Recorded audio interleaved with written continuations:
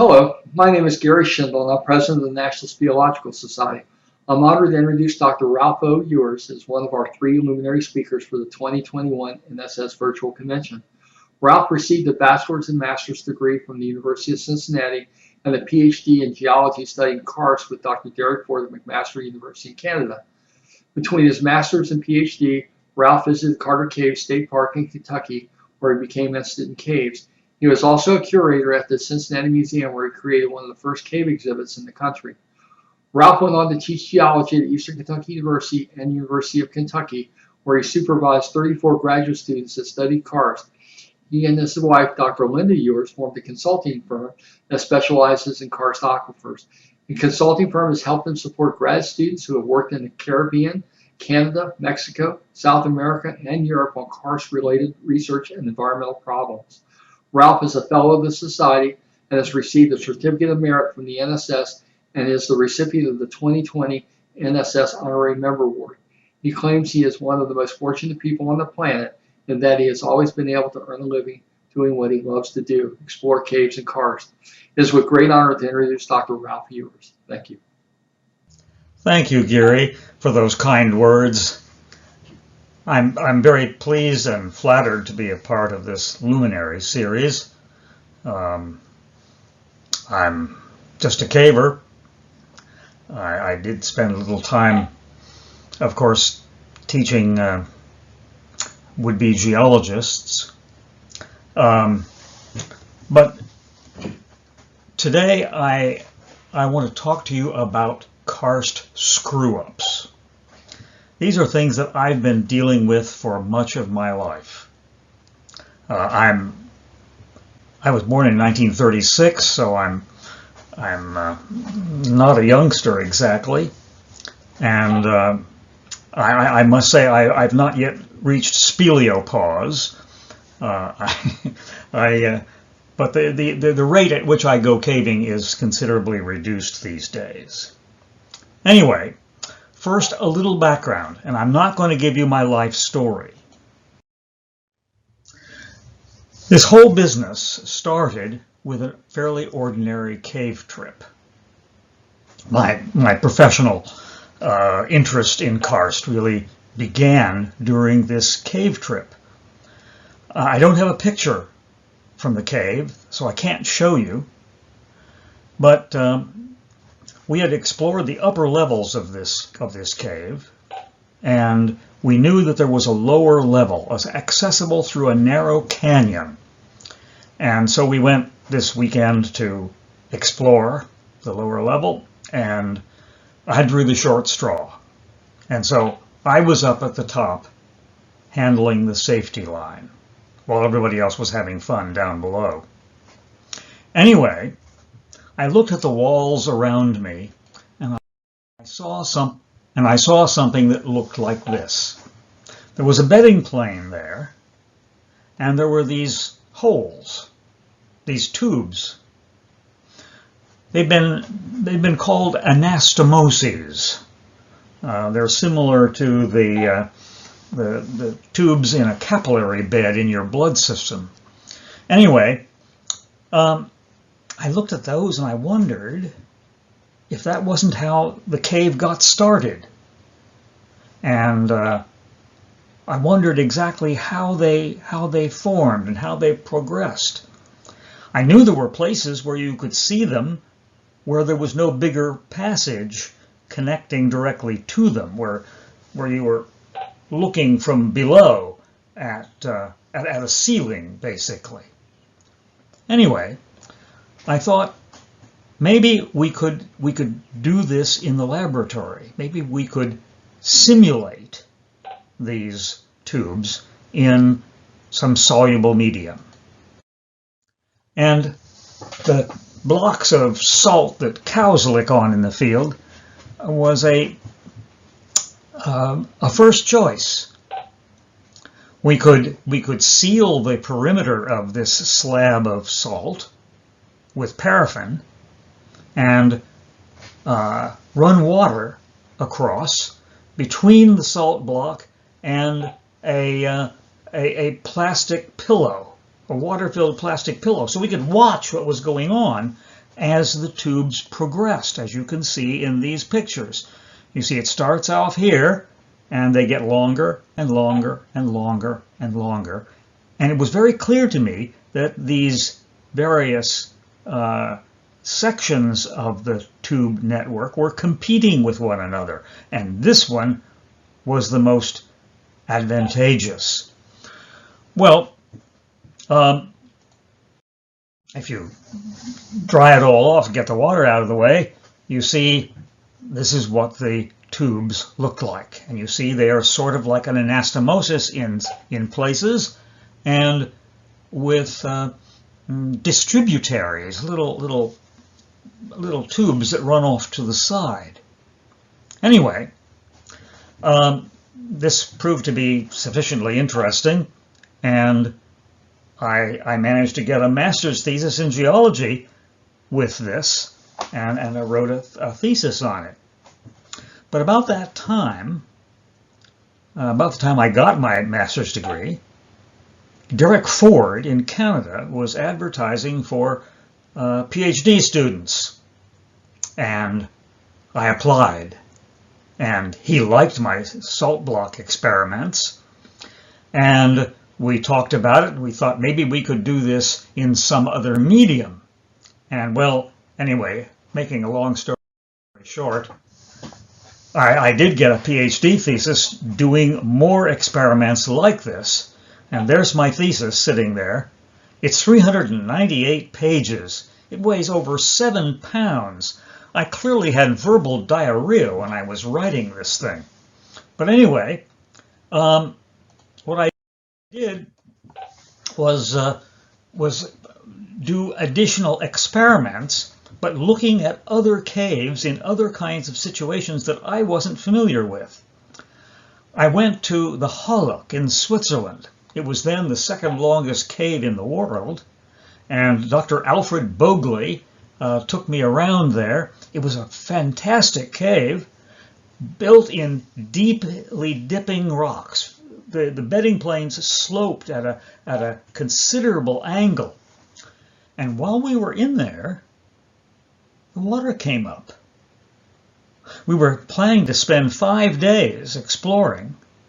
We had food with us and so forth. But the water came up and we couldn't go out.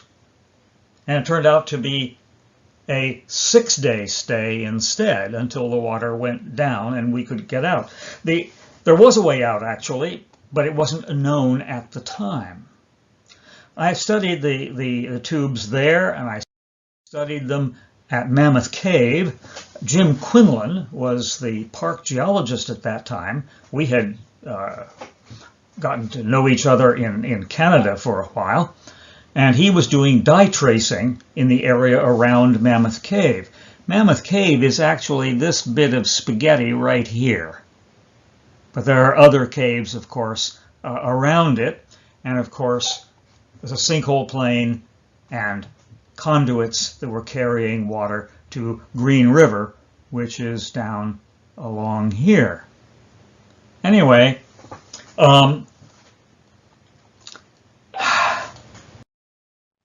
this is what the plaster experiments looked like, at least some of them. It was a much more controllable medium, and we could do things in that we couldn't easily do in the salt blocks. And we began to look at the competition between networks of tubes that were developing along a bedding plane. And that gave us a number of insights into how our caves, passages, connect together to give us the caves that we like to explore. Well, people looked at my experiments and they said, well, maybe this guy could tell us where our double methyl ethyl death was going, the contaminant that we had spilled into a limestone aquifer. And so they began to invite me to look at their problems. Now, most of these I can't talk about. I'm not allowed to. But some of them are okay. Here's one, a real screw-up.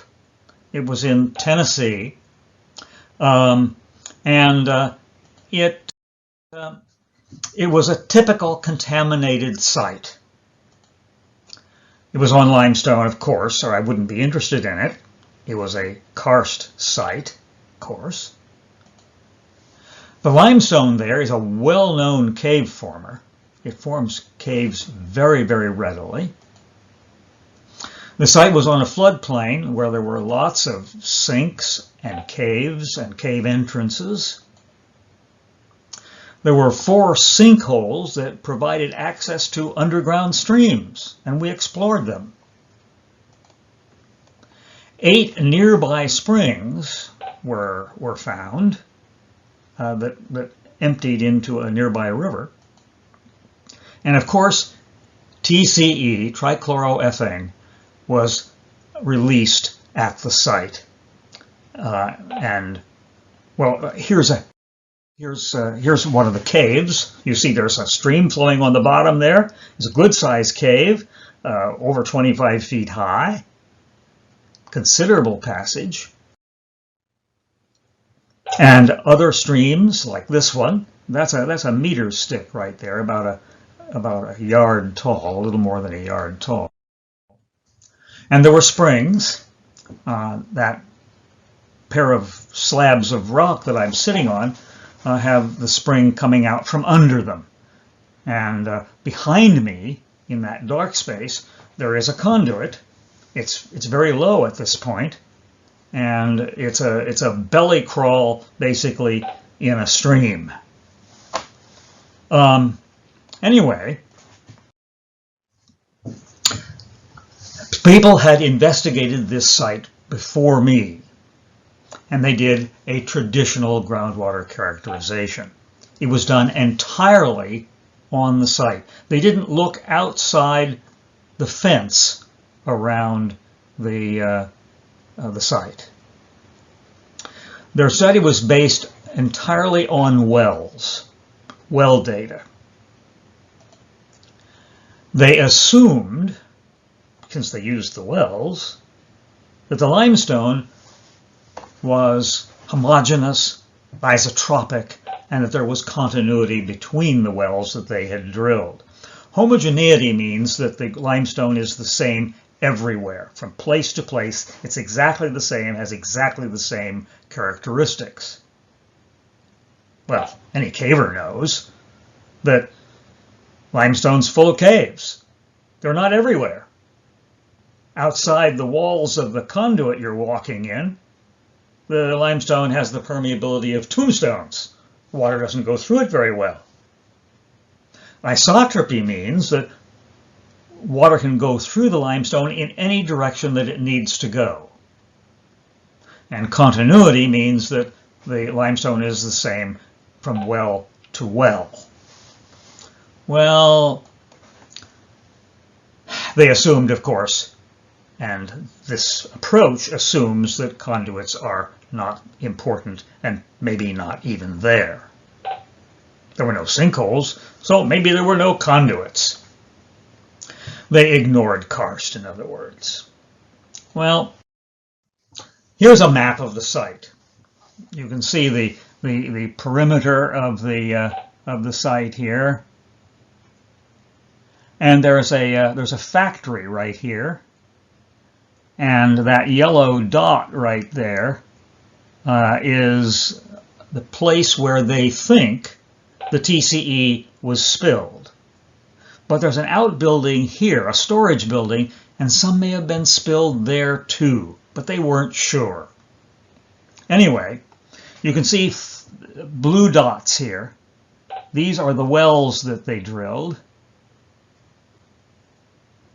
And they look at the water levels in those wells, and using those water levels, and assuming that everything is the same between wells, they could draw contour lines like this. The water level was 655 feet at that line, 650 feet on this line, and 545 feet. Did I say 600? I meant 500. 545 feet and 540 feet down on this line. Well, based on that, they could assume that the TCE was traveling like that, at right angles to those contour lines. So it was flowing southeastward, a little bit southwestward, and some a little eastward. And by using the data from those wells, they applied this formula. If you get the characteristics of the well, you measure it by what's called a slug test. You throw a bunch of water in the well, and then you monitor how the water goes away. And based on that, you can calculate the velocity, V, for the limestone in that vicinity. Well, their calculations showed that the water was going at 0.0000005 centimeters per second. In other words, it was going nowhere fast. And if that's the case, the TCE was apparently not going anywhere, and there was no big problem. It wasn't going to poison anybody. Well, I was called in on the site. People thought I could tell them where the TCE was going. Of course, I proposed to do a Karst characterization, to look at the site as though it were karstic. And of course, we would use dye tracing. We'd put some dye into the ground, and we'd see where it went, see what springs it might have come out, and what streams in caves it might be seen in. We monitored off-site, of course, miles away from the site, at all sorts of springs. We monitored it at springs, and we also monitored in streams, because you can never be sure that you find all the springs.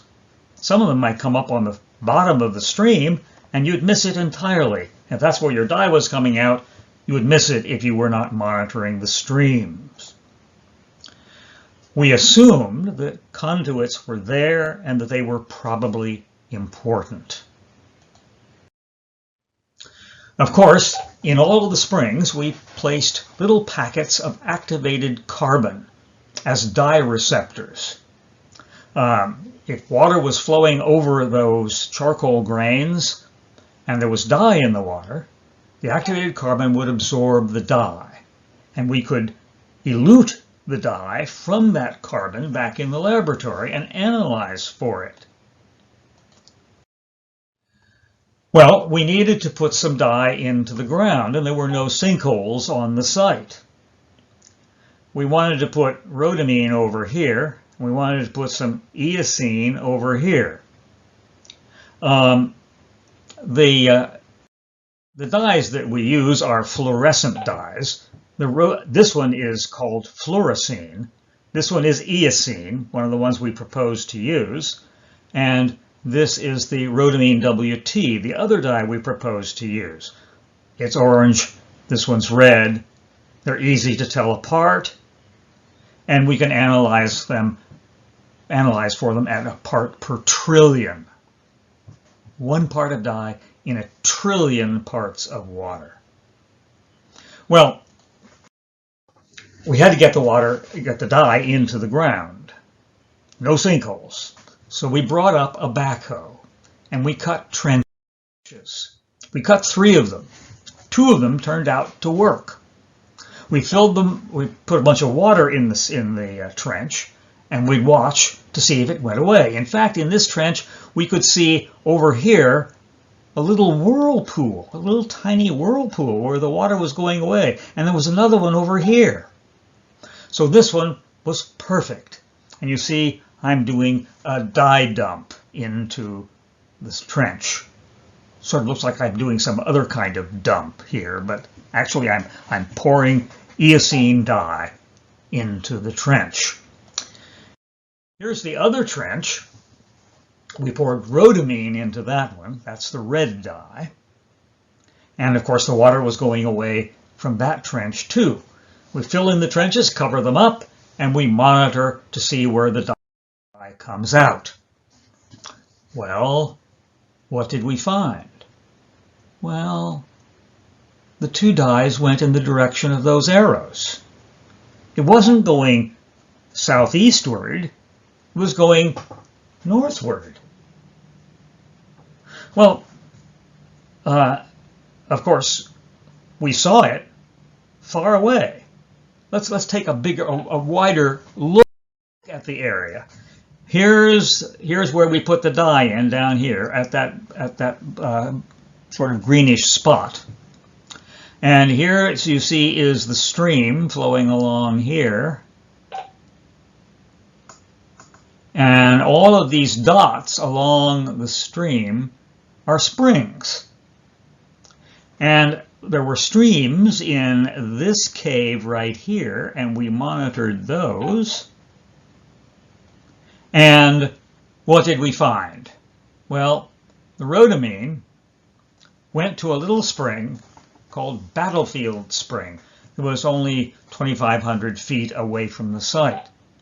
We were exchanging our dye receptors on a weekly basis, so sometime during a week it appeared at Battlefield Spring. The eosine that we put in the other trench went over to a cave, you see right here, Ash Tree Cave, and from there it went on to two springs over there. And Wallace Spring, the more distant of the two, is 18,000 feet from the site, 3.4 miles away. The dye got there in a week, sometime less than a week maybe, but certainly no more than a week. And so the dye had to go at least 2,600 feet per day. That's a lot faster than the well data indicated, of course. And so the TCE was going miles away in no time flat. Well, here's Battlefield Spring at summer base flow. After a rain, it looks like this and flows more vigorously. It was located in what was a Civil War battlefield, and the soldiers drank from this spring, hence the name Battlefield Spring. It also went to Wallace Spring. That was the more distant of the two large springs. And you see there's, of course, quite a flow coming out there. I'm exchanging one of those dye receptors. That's why I'm perched there. Well, this was the cave stream that it hit. And we could calculate the speed of the dye by measuring the distance, L here, between where we put it in and where we found the dye, and dividing that by time. And that gives you velocity. And the velocity, you see, was 1 centimeter per second. Or faster. Remember, we only had weekly data to base this on.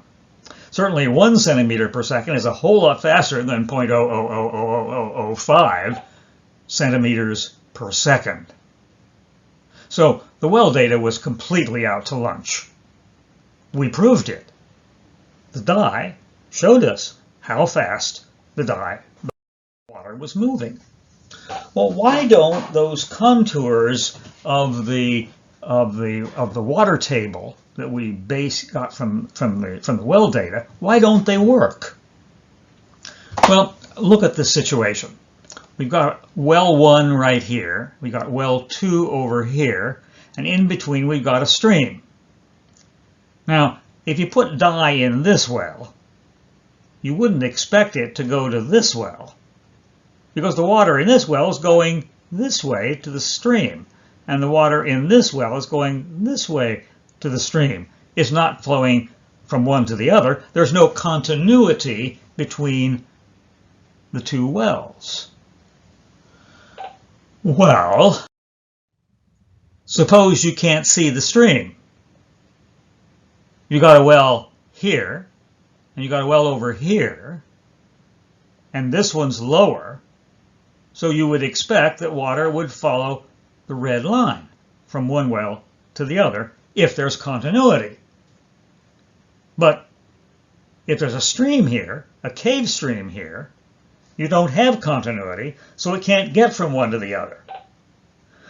Well, you see, practically every the answer to the question is you can't drill enough wells to find the stream.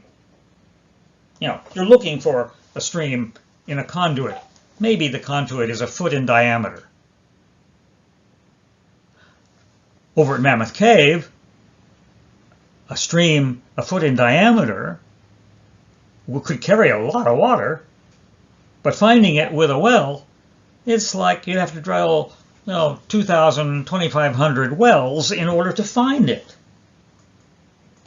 Well, every well is connected differently to the limestone around it. Our well here, right there, could be connected to a sinkhole. It could be connected through the epikarst, that upper part of the limestone, which is sort of like a Swiss cheese. But it's not really like Swiss cheese because the holes in Swiss cheese aren't connected to each other. So it might get water through that way.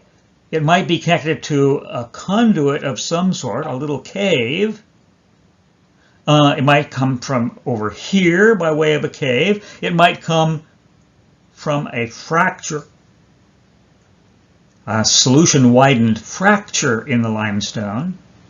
It could be connected to a big cave where there's a lot of water flowing. And the whole thing might be connected to a place where there's a pumped well operating that's sucking water out of the limestone. Well, it turns out that every well is connected differently, as you see in the title. And that's one of the reasons why we can't depend on wells to tell us exactly where the water or the double methyl ethyl death is traveling. You see, the well test assumed that the limestone was homogeneous. It's the same everywhere. It's not. It assumes it's isotropic, the same, that the water flows equally well in every direction. It's not. And that it's an equivalent porous medium, that the limestone is basically like a pile of sand. All of these things are usually wrong in karst. And well testing depends on all of them being correct. Well, here are the essentials in a characterization of karst. First of all, the reconnaissance has to go beyond the typical site boundaries. That's essential. You have to use tracer studies with appropriate dye background determinations to make sure there's no dye there already that's going to confuse you. The tracer studies are going to show you where the water goes and where the contaminant goes. And you have to be comprehensive in your monitoring program. You've got to monitor every spring you can find and monitor all of the streams that are in the immediate area. The cost of this study, you see, was less than $20,000. It used 34 monitoring locations. 272 samples were collected and analyzed. Just the wells that were drilled on this site cost more than this entire study. So you see, karst isn't a minor groundwater issue. Traditional characterization approaches are definitely problematic. The assumptions that you make using wells are not good assumptions. So the contours, the slug test results, and the calculations based on them are misleading. Properly designed tracer studies, of course, tell you what the story is. They provide needed answers. And the cost of these studies is reasonable. So why do anything else when that's what you have to do to get the right answer? So this is one of many karst screw-ups that I've had the fortune of untangling. And people paid me for it. How about that?